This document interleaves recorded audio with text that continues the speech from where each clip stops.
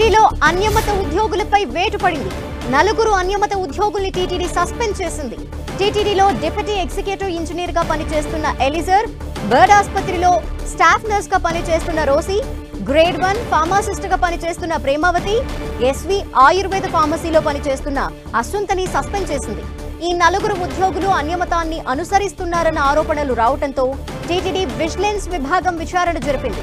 Vigilance విభాగం ఇచ్చిన నివేదిక ఆధారంగా వీరిని సస్పెండ్ చేస్తూ ఉత్తర్వులు వెలువడ్డాయి.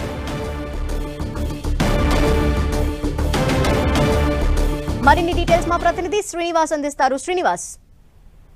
ధనలక్ష్మి తిరుమల తిరుపతి దేవస్థానం టీటీడీలో ఉద్యోగులుగా పనిచేస్తున్న 4 అన్యమతస్తుల్ని సస్పెండ్ చేస్తూ ఈ రోజు ఉత్తర్వులు జారీ చేసింది. గతంలోనే టీటీడీ పాలక మండలిలోనే నిర్ణయం తీసుకోవడం జరిగింది. ఎవరైతే అన్యమతస్తులు టీటీడీలో పనిచేస్తున్నారో ఒక హిందూ సంస్థలో పనిచేస్తూ ఇతర మతాలను అనుసరించడము నిబంధనావళికి వ్యతిరేకము, అంటే టీటీడీ నిబంధనలకు వ్యతిరేకం అంటూ గత పాలక మండలి సమావేశంలోనే అటువంటి వాళ్ళని అందరినీ కూడా తొలగిస్తామని టీటీడీ పాలక మండలి నిర్ణయం తీసుకుంది. అయితే తాజాగా ఈ రోజు 4 ఉద్యోగులు ఎవరైతే పేర్లు చెప్పారో వాళ్ళందరూ కూడా టీటీడీలో పనిచేస్తూ ఇటు అన్యమతాన్ని అనుసరిస్తూ చర్చిలకు వెళ్లడం ఇటువంటి సంఘటనలకు పాల్పడుతున్నట్లు టీటీడీ విజిలెన్స్ కూడా గుర్తించి ఒక నివేదిక అయితే ఇచ్చింది. ఈ నివేదిక ఆధారంగా తిరుమల తిరుపతి దేవస్థానం వాళ్ళ 4 కూడా సస్పెండ్ చేసి ఈ రోజు ఆదేశాలు జారీ చేశారు. మొన్న ఇటీవలనే ఒక